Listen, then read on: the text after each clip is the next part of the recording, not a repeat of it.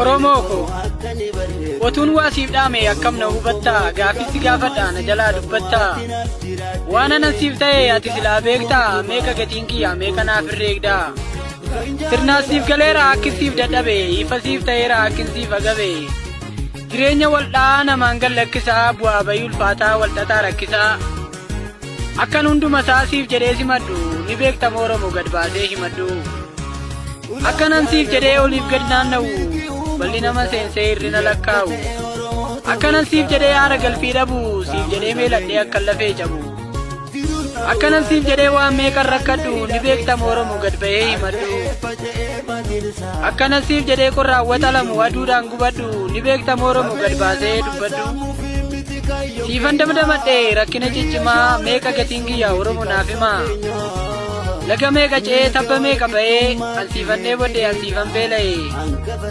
qorraafaduu saafan qaamni koo waadamee miilli koo qoraattiin hedduu waraanamee rakkoo siif dabarse maal jedhee himume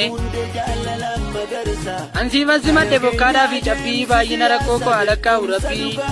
dukkanni na nyaatee qorri na laamshessee ani siif jedhee danciichee uf jabeesse caba keen okkole madaa kukkulfadhee ani sumaaf jedhee nagaa buraafadhe bal'ina ni madhe rakkoo koo dhokfadhee siif falmachaan jira bara koo siif laadhee bacaqii keessan ciisa silaan qabu firaashii bosonuma manni koo boraafadhee kilaashii dhugaa waaqaaf lafaatiin qabu sireef soofaa Oromoo dhimmuma keessanitti waliif gadi na oofa yoon argadhes nyaadhee yoonan bulee sagabuu Oromoo koo sin malee anoo waa takkan qabu anoo tasumaa sirraa dantaa dhuunfaa koon eegu waa'een biyyaaf saba koo nan galchu jedheen beeku siifan agabuu oolee siifan agabuu bulee siif gubuun na dha'ee madaan koo kulkulee baddaaf gaara keessaa siifan jaawwaree fedhiitii adhiisee siifan mankaraare maaf tuqamta jedheen tuqamuu kehaare ree alagaatiin maaf sarbamta jedhee lubbuu koo tokkittii siif wareeguu fedhe maatiif fira dhiisee asiifan qabsaa'e na hubachuu dhabdullee asiifan beela'e akka kee barbaaduuf lafamee qalixee Oromoo yeroo koo ansiif jecha fite ati iddoo naaf dhabdu san iddoo siif qaba siifan lafee caba siifan lubbuu dhaba yeroon jilbiibbiin deemu ganna bacaqii keessaa galmaan ga'uuf jedheen hin kaayyoo jaallan kaleessaa rooba faduu danda'ee bosonuma manni koo aarsaa na gaafatullee dhiyaateera galmi koo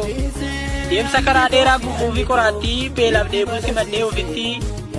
kaayyoo fakeeka koorraa eenyumtuu nan ittisu bilisummaa qofaadha kan manatti na deebisu anoo duuban ilaalu fuulduratti ni mala hanga wareegamaatti buduurfadheera galaa haqa mararsiifadheen ta'e leenca daggalaa